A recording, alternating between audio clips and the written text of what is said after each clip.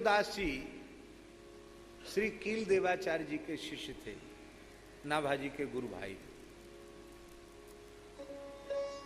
आप लोग कहेंगे ये क्या नाम चतुर्दास, चतुर है कौन? अनन्य भाव से भगवान का भजन करने वाले थे। कील जी महाराज ने इनका नाम चतुर्दासी रखा।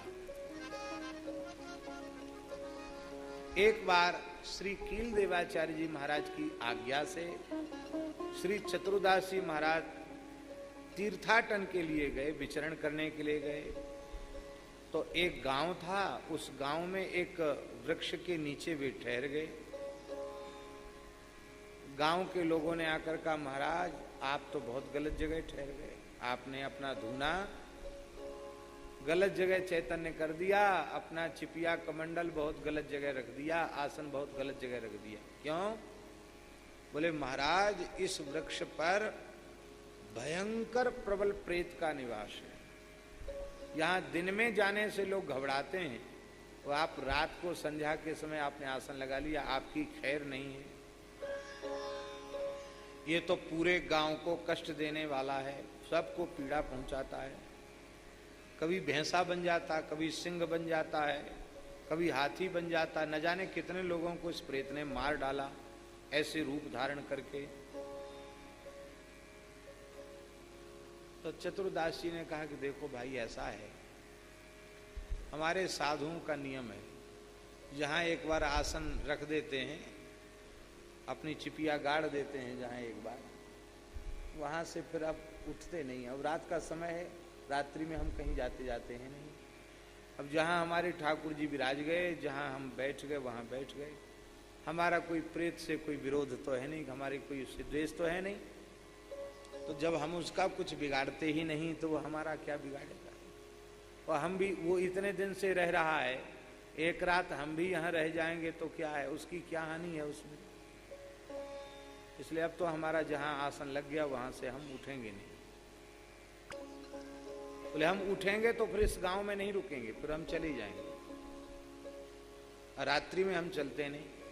रात्रि में इसलिए नहीं चलते कि रात्रि में चलना इसलिए भी वर्जित है क्योंकि अनेक जंतु पैर से, नेत्र से दिखाई नहीं पड़ते, और अहिंसा का विशेष विचार करते हैं संत। इसलिए रात्रि में सूर्यास्त के बाद चलना फिरना यति के लिए भी निषिद्ध बताया गया।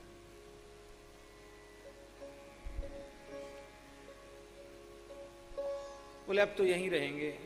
लोगों ने कहा महाराज शेर बन के खा जाएगा, भैंसा बन के सींगों से मारेगा, और नहीं तो महाराज हाथी बन के कुचल डालेगा ये। तो इन्होंने कहा फिर आप लोग क्यों पीछे पड़े हो? अरे भाई तुम लोग, कोई तुम्हारे यहाँ ऐसी कोई घटना घटे तो बहुत रोने गाने वाले हैं, और हम तो फक्कड़ बाबा जी, एक लंगोटी के बाबा जी, हमारे कोई आगे पीछे रोने वाला तो है नहीं। तो चले जाएंगे तो चले जाएंगे, कोई बात नहीं, पर अब उठेंगे नहीं, यहाँ से यहीं रहेंगे। लोगों ने कहा महाराज ठीक है, तो अब आप जब नहीं मानते हो तो ठीक है, बैठो। लोग चले गए। अब प्रेत भी भगवान की दया से कहीं घूमने फिरने गया था। ये लोग विवाही रूप होते हैं, एक जगह तो रहते नहीं। वो रात में अपने निवास पे आया तो उसने देखा कि अरे यहाँ तो महात्मा धूना चैतन्य किए बैठा है, रामानंदी साधु, लंबे चौड़े, 12 तिलक लगाए हुए, एक लंगोटी, अखंड विभूति। ओहो, अब तो इतना वैष्णव तेज था आपके भजन का कि वो अपने निवास तक पहुंच ही नहीं पका, दूरी से चक्कर काटता रहा। उसको बड़ा कष्ट हुआ प्रेत को। अब तो गांव में गया प्रेत, गांव के चक्कर काटता रहा। बड़ी जोर जोर से चिल्ला चिल्ला कर कहने लग गया प्रेत, अरे भाई मेरी जगह है, और मेरी जगह पर किस साधु को तुम लोगों ने ठहरा दिया, उसने मेरी जगह पर कब्जा कर लिया है, और जल्दी उसको वहां से हटाओ, और नहीं तो तुम लोगों की खैर नहीं है, और तुम लोगों को हम नष्ट कर देंगे। हटाओ साधु बाबा जी को वहां से। एक कहावत है, खिसियानी बिल्ली खंभा नोचे। खिसियानी बिल्ली खंभा नोचे। तो चतुर्दास जी के ऊपर तो बेचारे का कोई सामर्थ्य ही नहीं रही कि कोई प्रभाव डाले वो। अब गांव के लोगों को वो उसने बहुत रात भर परेशान किया, चिल्लाया खूब जोर जोर से। और चतुर्दास जी को तो पता नहीं, वो तो आनंद से अपने बैठ के भजन करते रहे, माला फेरते रहे। अब लोगों ने सवेरे आकर के कहा महाराज जल्दी यहां से हटिए। क्यों? बोले महाराज हम लोगों को तो पूरी रात जान संकट में रही, बहुत जोर जोर से चिल्लाता था, बड़ी बड़ी डरावनी आवाज निकालता था, कहता था हमारे जगह पे किस साधु ने कब्जा कर लिया। तो महाराज आप कृपा करके इस प्रेत के कष्ट से हमको मुक्त कीजिए। सब समझ गए कि ये सामान्य महात्मा नहीं, सिद्ध महात्मा हैं। सभी गांव के लोगों ने आपका पूजन किया, आपका उपदेश सुना और उन्होंने कहा कि देखो तुम निर्भय हो जाओ, तुम प्रेत से इतना डर रहे हो तो ये प्रेत से क्यों डर रहे हो, कारण क्या है? पद्म पुराण में लिखा है, बहुत सुंदर श्लोक है, न प्रेतो न पिशाचो वा यक्षो गंधर्व एव वा भक्ति युक्त मनस्कानाम स्पर्शने न प्रभुर्भवे। प्रेत पिशाच यक्ष गंधर्व कोई भी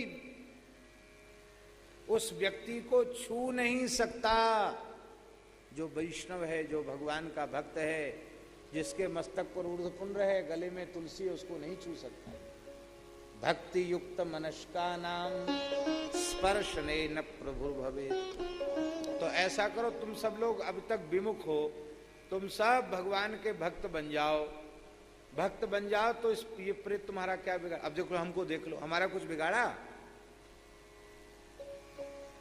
तो महाराज सैकड़ों वर्ष हो गए इस प्रेत का उपद्रव इस गांव को झेलते झेलते, आपका तो वस्तुतः कुछ नहीं बिगड़ा, तो तुम लोगों का भी नहीं बिगड़ेगा, सब कंठी पहन लो। बोले ठीक है। तो वैसे तो भले ही उनकी भावना नहीं जगती, पर प्रेत का भय था ना, भयवश होए न भय बिनु होए न प्रीति, तो भय के कारण ही सही उनकी वैष्णव धर्म में प्रीति हो गई। गांव वाले बोले महाराज रात को तो उसने हालत खराब की, पता नहीं क्यों छोड़ दिया, नहीं तो कितने मार डालता, अब हमको जल्दी से जल्दी वैष्णव बनाइए। महाराज पूरे के पूरे गांव को उन्होंने ऊर्ध्वपुंड पधरा करके कंठी बांधकर सबको वैष्णव बना दिया। समर्थ सदगुरु, उन्होंने पूरे के पूरे गांव को भगवत पार्षद के जैसा बना दिया। अब जब सब वैष्णव हो गए तो प्रेत और घबरा गया कि अब तो यहां तो हमारा मुकाम छूट गया, घर छूट गया, और इनको डरा धमका कर हम अपनी पूजा लेते रहते थे कि हमको अमुक पूजा लाओ, अमुक पूजा लाओ। अब ये भी सब वैष्णव हो गए, इनका भी हम कुछ बिगाड़ नहीं सकते। तो भैया जब इतने जीवों का उद्धार कर सकते हैं ये महापुरुष, तो मेरा उद्धार क्यों नहीं कर सकते?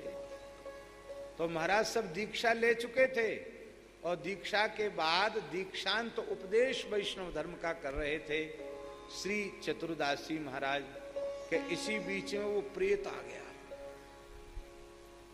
ऐसे वैसे नहीं, साक्षात प्रेत आ गया। अब तो सब डरे। कील जी बोले, कील जी के कृपा पात्र चतुर, अब बोले डरो मत। और प्रेत रोने गिड़गड़ाने लग गया, बोले महाराज सबका उद्धार हो गया, कब मुझे दीक्षा नहीं मिलेगी? बोले अवश्य मिलेगी। जगत गुरु श्री रामानंदाचार्य भगवान ने वैष्णव मताब्ज भास्कर में घोषणा की है, सर्वे प्रपत्तेर अधिकारिणः सदा, सभी शरणागति के सदा सर्वदा अधिकारी। कोई जीव हो, पुरुष नपुंसक नारी वा जीव चराचर कोई, सब भगवत शरणागति के अधिकारी। शरणागति के द्वार सबके लिए खुले। अरे जहां आमिष भोजी जटायु को भी शरण दी जाती हो, वहां मनुष्य, कोई भी मनुष्य भगवत शरणागति हो सकता है। तो महाराज ध्यान दें, श्री चतुर्दासी महाराज ने उस प्रेत के ऊपर भी कृपा की। अब देखिए, उस प्रेत को ऊर्ध्वपुंड पधराया, प्रत्यक्ष गले में तुलसी बांधी, और जैसे ही श्री राम तारक मंत्र का उपदेश किया, प्रेत अपने देह का त्याग करके चतुर्भुज हो गया और तुरंत विमान आया और विमान पर बैठकर सीधे भगवत धाम चला गया।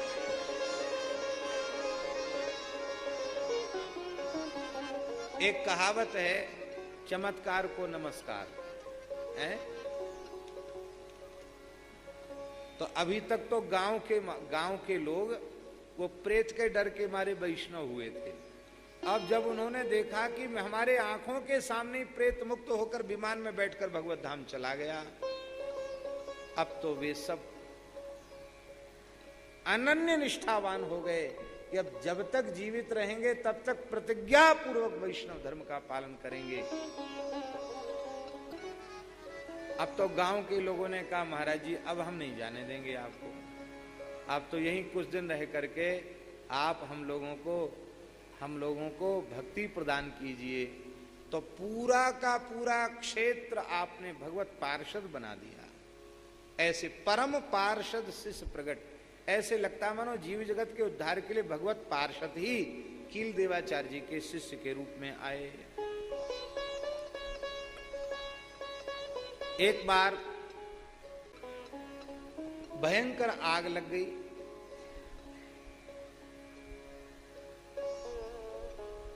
अब संत तो सब पर्णकुटी में रहते थे, झोपड़ा में। गांव ने पर्णकुटियां बना दी थी और आग लग गई और जंगल था ही। गर्मी का समय, भयंकर आग लगी, धू धू करके जंगल जलने लग गया।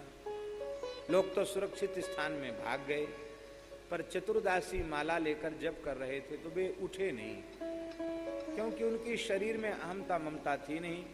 जंगल जल रहा है या शरीर जल रहा है, इसमें भेद ही क्या है। वो हमारा नियम हुआ नहीं तो क्यों उठ के जाएं। शांत भाव से, निर्भय भाव से बैठे रहे, क्योंकि वे तो अग्नि में भी भगवान का दर्शन करते थे। प्रभाव ये हुआ कि पूरा क्षेत्र जल गया और उस भयंकर लपटों के बीच में आप प्रसन्न होकर जप कर रहे थे। आपका शरीर ऐसे चमक गया जैसे सोने को अग्नि में तपाने पर सोना चमक जाता है। अब आग तो ठंडी भई, लोग तो बहुत दुखी थे कि गुरुजी तो उनका दाह संस्कार हो गया। लेकिन जब लपटों के बीच में उनको भजन करते देखा, सबने साष्टांग प्रणाम किया। कहा, महाराज ये कोई तंत्र है कि मंत्र है कि जंत्र है कि कोई सिद्धि है? बोले ये कुछ भी नहीं है। प्रहलाद जी महाराज अपने पिता हिरण्यकशिपु से कह रहे हैं, राम नाम जपताम कुतो भयम् त्रिविध ताप शमनैक भेषजम् पश्य तात मम गात्र सन्निधौ पावकोपि सलिलायते। ये दहन कर्मा अग्नि भी जल के समान शीतल हो रहा है। बोलो भक्तवत्सल भगवान की। श्री चतुर्दासी की वाणी भी संतों में प्रसिद्ध है। इन्होंने अभय छाप दिया, वाणी में अभय छाप, चतुर्दास जग अभय छाप, अभय छाप नाम से आपने अपनी वाणी को प्रकाशित किया।